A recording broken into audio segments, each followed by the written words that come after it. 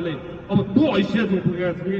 अब को ठिक छ, को बेठिक छ, को राम्रो छ, को नराम्रो छ भन्ने कुरा अब जनताले तपाईँले भने जस्तो गरिकन चाहिँ बुझ्ने अवस्था विद्यमान छैन। ठिक छ, म लगनखेलको बस पार्कमा संवाद गरिरहेको छु तपाईँहरू। म चाहिँ यहाँ धेरै बसकै सम्बन्धी पनि हामी प्रश्न उठाउने पर्थ्यो चाहिँ यहाँका चालक र सहचालक जो आम नागरिकलाई सेवा दिइराख्नु भएको हुन्छ र यहाँ किताब बेच्ने व्यक्तिहरू पनि मैले आँखा अगाडि देखिरहेको छु, फुटपाथमा व्यवसाय गर्ने व्यक्तिहरूको पनि मैले समस्या देखिरहेको छु र यही हामीले उहाँले व्यापार गरेको विषय पनि देखिरहेका छौँ।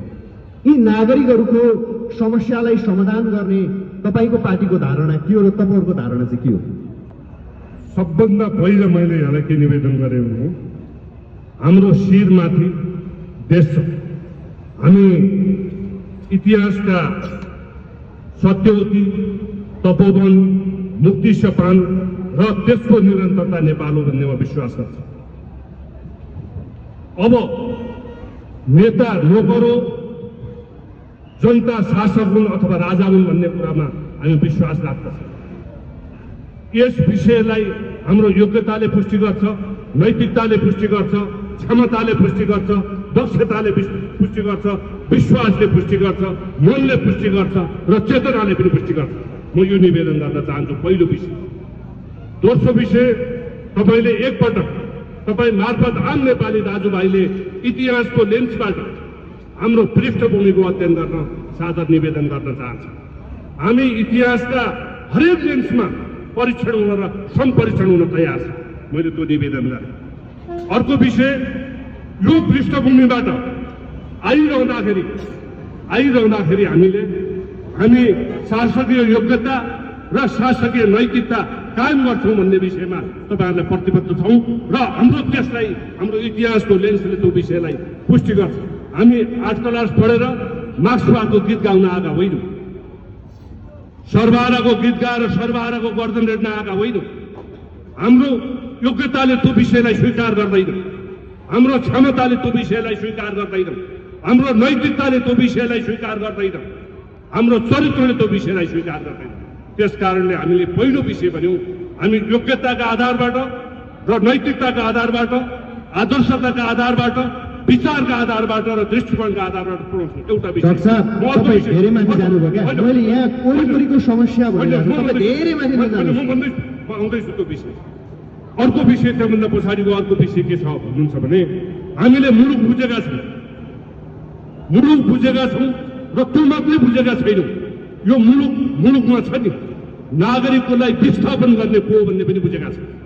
यो मुलुकको मूल समस्या के हो भन्ने विषय पनि बुझेका छौँ र यो मुलुकका नागरिकहरू र हामी बीचको एउटा राजनीतिक दल हुँदै गर्दाखेरि र आम नागरिकको बीचको सार्थक सम्बन्ध के हुन्छ भन्ने कुरा पनि बुझेका छौँ। त्यस कारणले हामी बुझ्ने हैसियत राख्दछौँ, सुन्ने हैसियत राख्दछौँ, त्यसको जवाबदेही हुने हैसियत राख्दछौँ, उत्तरदायी हुने हैसियत राख्दछौँ र हामीले त्यति मात्र होइन, हामीले मुलुकको शरीर ड्राइभ हुन सक्दछ।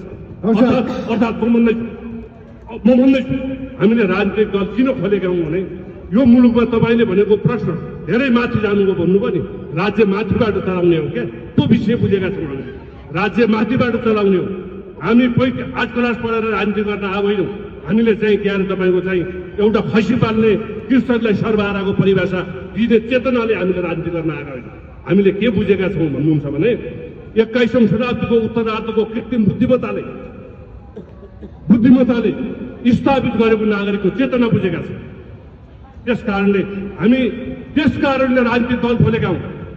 हामी यो मुलुकको शासन व्यवस्था नेपाली नागरिकको मनसुवा मुताबिक ड्राइभ गर्न सक्छौँ भन्ने योग्यताले राजनीतिक दल खोलेका हौँ। त्यस कारणले मैले तपाईँलाई के भन्नुहुन्छ भने हाम्रा क्रियावलीका हाम्रा क्रियान्वयनका एजेन्डाहरू, हामी भ्रष्टाचारप्रति अत्यन्त निर्मम छौँ, सुशासनप्रति हाम्रो अत्यन्तै गहिरो सम्बन्ध छ, जवाबदेहिताप्रति हामी अत्यन्तै संवेदनशील छौँ। त्यस कारणले यी मापदण्डका आधारमा छ नि, यी मापदण्डका आधारमा हामी ती विषयहरू सम्बोधन गर्छौँ। उत्तर पाइनँ, मैले उत्तर पाइनँ।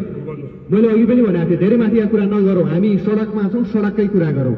किताब बेच्नेका समस्या, सडक पेटीमा व्यवसाय गर्नेका समस्या, चालक र सहचालकका समस्या जसले हामीलाई निरन्तर सेवा दिइराख्नु भएको छ तिनीहरूको समस्या बुझ्न सक्ने उनीहरूका समस्यालाई समाधान गर्न सक्ने क्षमता के हो भने क्या डाक्टर साहब माथि धेरै माथि नजाउँ न हामी तल आछौँ तलकै कुरा गरौँ न अहिले त्यसैको उत्तर के हो भने हामी शासकीय योग्यता कायम राख्न सक्दछौँ भन्ने विषय हामी कार्यपालिकालाई कार्यपालिकाकै ढङ्गबाट बुझ्छौँ व्यवस्थापिकालाई व्यवस्थापिकाकै ढङ्गबाट बुझ्छौँ न्यायपालिकालाई न्यायपालिकाकै ढङ्गबाट बुझ्छौँ जिल्ला प्रशासनलाई जिल्ला प्रशासनकै आधारबाट बुझ्छौँ कार्यालय सहयोगीकै दृष्टिकोणले बुझ्छौँ र प्रधानमन्त्रीलाई प्रधानमन्त्रीकै दृष्टिकोणले बुझ्छौँ त्यस कारणले मैले के भनेको भने राज्यको त्यो तहबाट मात्र होइन तल जमिनमा के छ हामी टेक्निकल लेभल क्रियात्मक लेभलमा पनि के छ भन्ने कुरा पनि बुझ्छौँ त्यस कारणले इन टोटालिटीमा मैले के भने सुशासनको जब प्रश्न छ नि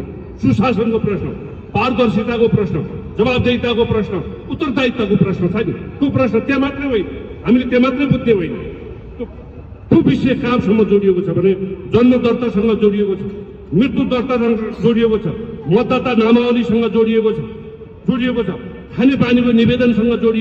खानेपानीको निवेदनसँग जोडिएको छ के अरे ढल निकाससँग यो प्रश्न जोडिएको छ हामी हरेक विषयमा नागरिक सर्वोच्चताको दृष्टिकोणले हेर्छौँ विधिको शासनका दृष्टिकोणले हेर्छौँ संविधान र कानुनको क्रियान्वयनको पक्षबाट हेर्छौँ त्यस कारणले तपाईँले यी प्रश्नहरू जुन प्रश्नहरू भन्नुभएको छ नि आमका प्रश्न आमकै सम्बोधन दृष्टिकोणबाट कसरी सहज हुन्छ कसरी न्यायचित हुन्छ कसरी समानता र सामाजिक न्याय अनुरूप हुन्छ हो त्यो ढङ्गले हामीले चाहिँ ती विषयहरू सम्बोधन हस् धन्यवाद यहाँलाई पनि धेरै धेरै धन्यवाद